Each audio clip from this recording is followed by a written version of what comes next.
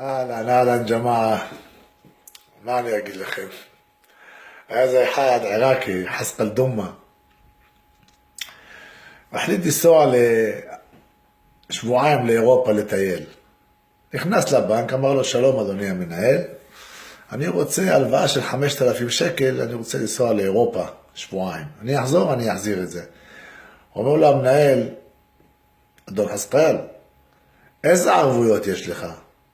אמר לו, אנא חסקל דומה, יש לי מרסידס S500, חלוה, הנה התעודות, זה שלי, אני שם לך אותה כערבון.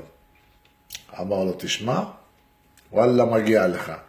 נתן לו 5,000 שקל, חסקל דומה נתן לו את המפתחות של המרצדס, הוא בא לאחד הפקידים שם, אמר לו, קח את המרצדס, שים אותה מאחורי הבנק, ותשמור עליה, תנעל אותה ותשמור עליה. עברו שבועיים, חסקל דומה חוזר לבנק, אומר לו, שלום אדוני, יש לו ענק בדלק, כמה אני חייב לך? עשה לו טה, צ'י, חישב לו, עשה לו זה עם ריבית והצמדה, לשבועיים, 5,000 שקל ו-15. ריבית 15 שקל.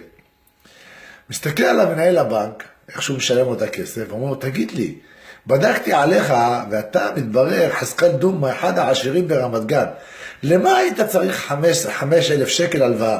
הוא אומר לו, מה דעלק או על הוודשק?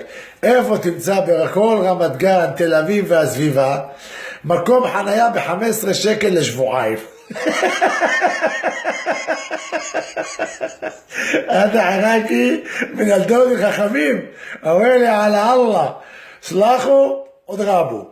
אז שיהיה לכם רק בשמחות, I love you forever, יאללה ג'מאעה, ביי ביי.